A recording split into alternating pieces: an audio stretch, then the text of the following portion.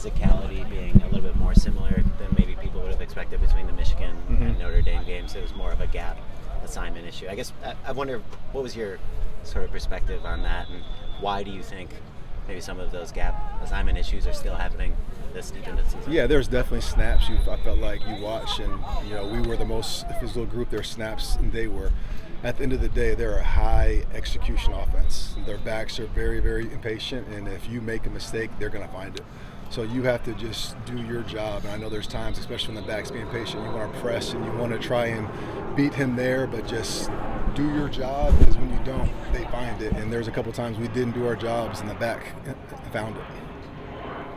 How frustrating was that? Very frustrating, extremely.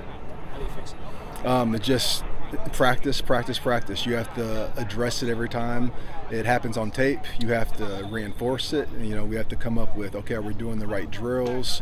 Is there anything different we can do walkthrough wise, playing guys in different spots? You know what I mean? Because at the end of the day, when we're all on the same page, we can be a good defense, but we all have to be on the same page, and we have to trust that the guy next to us is going to do his job and that we don't have to overcompensate for anything. Going away from the three linebacker look in the first half, after having a lot of success with that against Michigan, why'd you go away from it? Just what were your thoughts on how that group performed? We went into that game, we were going to play that package. We were going to play Kamari, some in the slot, and then just with just the way the game went with some of the pass game stuff, with some of the reps trying to keep guys fresh and healthy, we just felt like second half that was the best group to go with. Last bye week, you wanted to get back to the fundamentals. You mentioned tackling specifically. What have been some of the teachable moments in the game since that last bye week? Still tackling. It's block destruction, getting off blocks, and tackling and communication. Those are three things that no matter what defense we call, no matter what scheme you're in, you have to be able to do those things at a high level. So that's something that we always just go back and really emphasize this week. Is that something you dedicate time to during practice, you do more drills than usual? Yes, we have extra indie time, so it's in that extra indie time we'll do circuits, different drills, because we're not in game planning for a team. When we meet, we watch practice obviously, but then you have extra time just to emphasize different things. So it might be okay, this is a tackling day, different types of tackling, showing good examples, bad, showing the drills and carry over to the tape.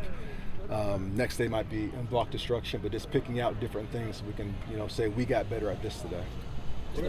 What have you seen from the inside linebacker play kind of throughout the year, and then especially in that game? What are next steps kind of for that group? I feel like individually they've all gotten better. I feel like from a fit standpoint, we need to be more downhill. We need to be more physical. It needs to be on a more consistent basis. I know the guys can do it. We just need to do it more often. Is there a sense of urgency this week to try to get Kamari back to his natural spot, have someone else emerge at nickel, or not really? Yeah, we're trying to get as many guys reps there as we can. When we feel better about that spot, we would love to be able to move him around like we have in the past. And we moved him around some more this past game, but not quite like we have. So I think, the more reps these young guys get, because we have a lot of guys who are getting reps, but, they might be getting 10 reps a game or 15 reps a game. Weeks like this, you could really pour into them, and, they're starters this week. How much do you feel like it is a necessity to give other guys, a chance to, compete, especially with the guys who have maybe started every game? Or do you foresee changes at that depth chart level? Yeah, so any guys who earn our trust are going to get a chance to play. So it starts in practice. When we go against the offense, when we go against the scout team, just showing that we can trust that when you're out there, you're going to be able to operate in the defense. And again, your good plays might be here, but how bad are your bad plays? And the guys who we feel like we can trust earn more in playing time, and that can adjust all throughout the year. Like a guy like J-Walk, early on in the year wasn't playing much. Now he's a big part of our defense. So there's a handful of other guys that are on that fringe where, if they just can be a little bit more consistent, you'll see them out there more.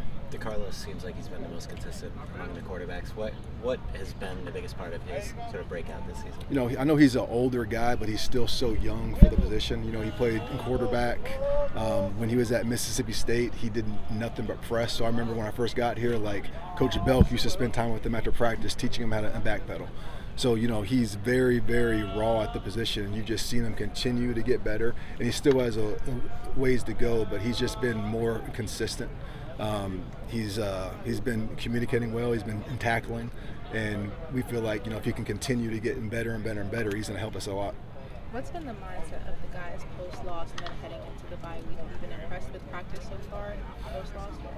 Yeah, it's been the past 2 days have been good. It's been super competitive against the offense, and that's obviously a big portion of it. And then we still get some scout team work where we can work on corrections from earlier in the year, different ways we think people are going to attack us, stuff we might get from future opponents. But everything this week has been super good. The guys are motivated to get back out there. I know you don't have control over the bye week and the schedule, but do you wish that it was later in the season or you think it's aptly timed at this point? I don't think about it at all. What was responsible for the defensive line not having as much success against Notre Dame compared to Michigan? They out executed us. Like I said, they're a high execution offense, and there's a lot of snaps where when we're doing what we're supposed to do, you see us doing good stuff. But if you're supposed to be in this gap and the backs do a very good job, they're impatient, you jump out of your gap, or we have two guys in the gap, and you're supposed to blitz here and you go there, they're going to see it.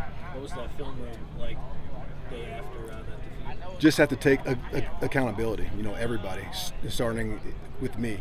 Here are calls I wish I could take back. All right, now here are times where you're supposed to be doing this, and you just have to address everything, and you have to do it in front of the entire group, because at the end of the day, we're not coaching individuals, we're coaching positions. So if we're making a coaching point to Dez at Mike, that same coaching point is to Tamir.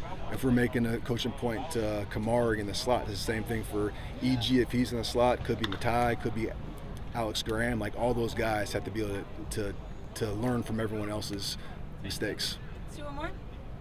What's that balance in a game like that between running what you did, and then you hear a lot when a run game is going to load the box, stack the box. How do you manage that balance against a team like that?